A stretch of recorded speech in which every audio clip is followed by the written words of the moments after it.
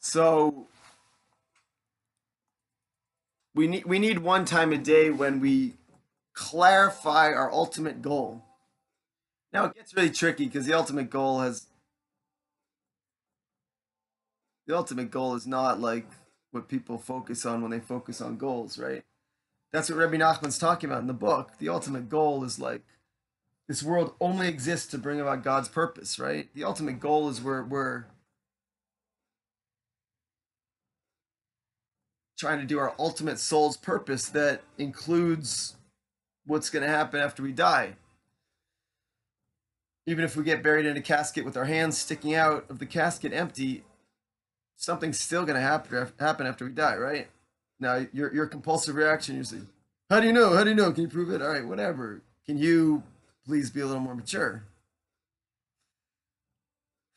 I'll, pace, I'll patiently try to prove it to you if you can please be a little more mature. We're breaking compulsivity. Okay, so everyone I work with, unless they poskin by Rav Ben Shor, who everyone should know, anyone I work with, you should know Rav Ben Shor, and he says not to sit in full lotus, and I'm fine with that. If you poskin by him, we can work around it. Poskin means there's Jewish laws, and when you have a rabbi who's suitable to answer serious legal questions for you, if you say like, is it kosher for me to sit in full lotus? And you go to a posik, the posik knows all the laws, and they can say for you it's not kosher, and here's why, or for you it's fine, here's why. That's called someone poskening for you. So I'll put Rav Ben Shor's contacts below. He moved to Kiryat Arba. But Rav Steinsaltz said it was okay, and Rav Fink said it was okay, Rav Puko said it was okay, Rav Bezenson said it was okay, on and on. So we're going with it for now. So when you sit in full lotus, it's all about the it's all about the fat man going through the thin door, right? The It's all about the fat man going through the thin door, the full lotus practice. You sit in full lotus. If you don't know what that means, look it up. And sorry, here we got some technical difficulties with this music. 1 second. And when you start practicing, first of all, the thing is to get into full lotus safely. And then after that, when you start practicing for extended periods of time, you're gonna have all sorts of pain come up. And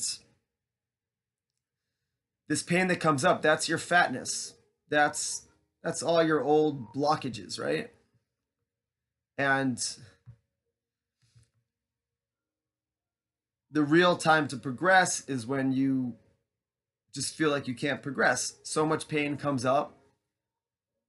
Usually after an hour, once you're like really flexible, after an hour, you start to get all sorts of crazy pain. Again, please practice safely. And to relax through the pain, that's you going through the thin door. In Zen practice, it's called the pain gate. You're practicing and this pain comes up. It's all your blocked fatness on all levels, and you just feel like, oh, I can't go through this pain. I got to take my legs out of full lotus. I must, or else I'll die. And you just relax, and you relax through the pain gate. And on the other side of the gate, there's all sorts of freedom, but you can't get there without relaxing.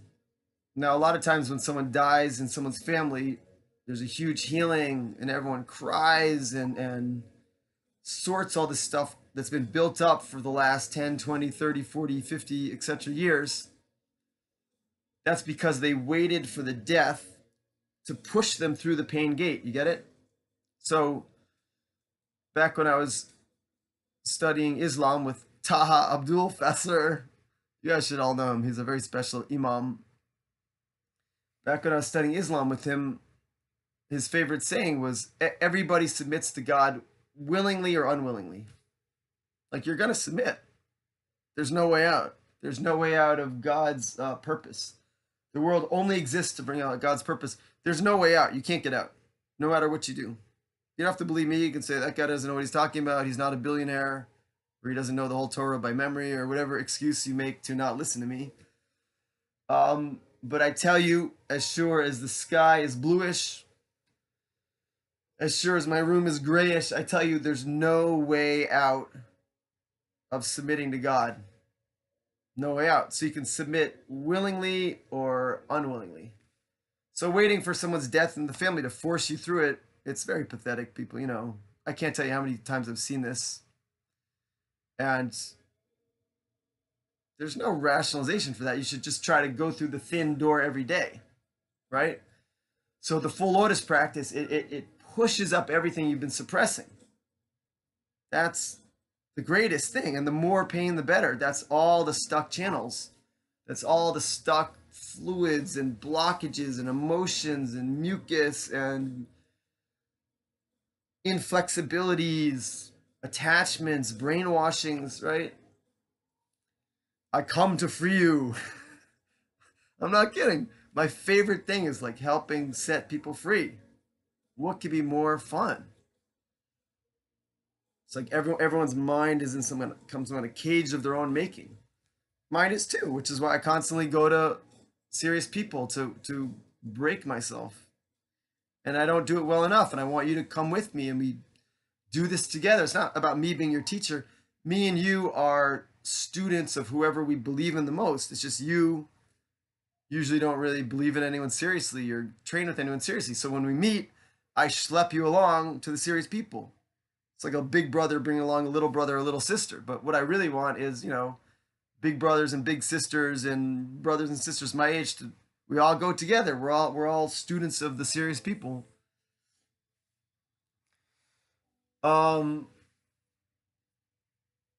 Yeah. So relaxing through the thin door, relaxing through the pain gate.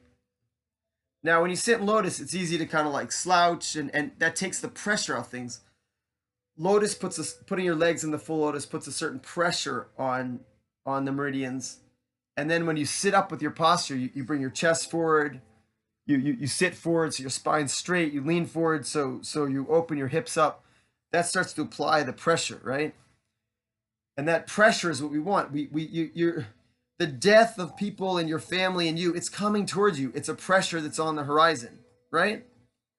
You can't get away from that pressure. If you haven't noticed, everybody dies, right?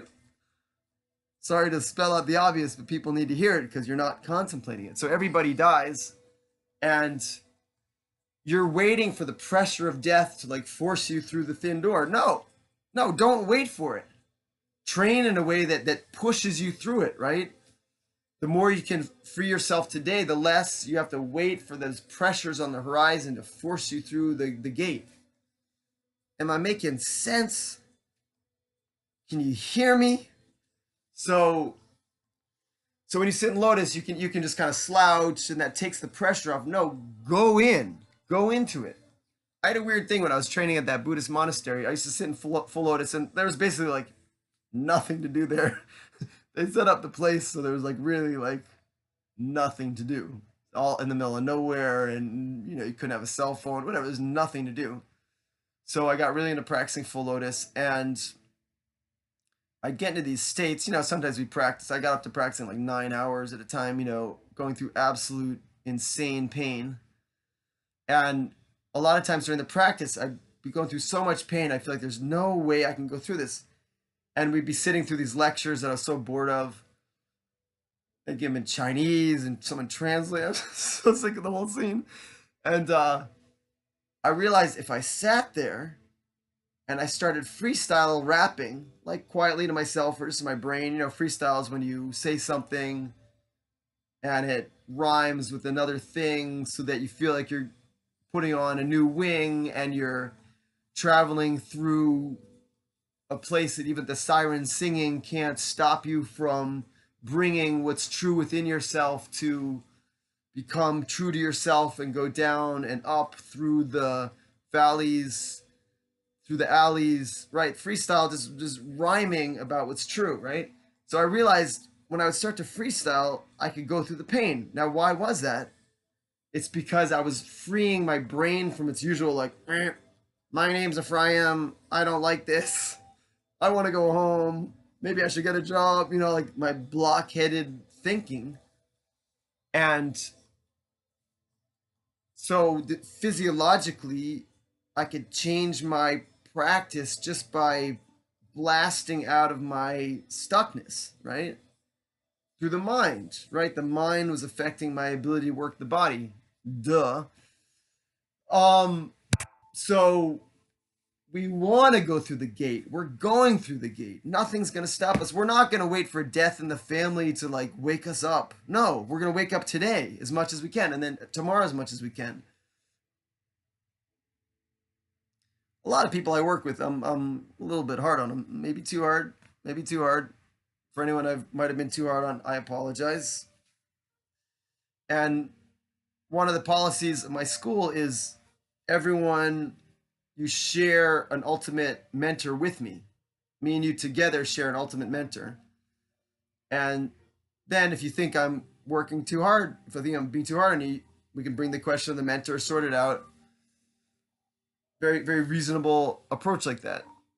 But the reason I'm so hard is because I'm trying to push people through their gate so they can drop their fatness.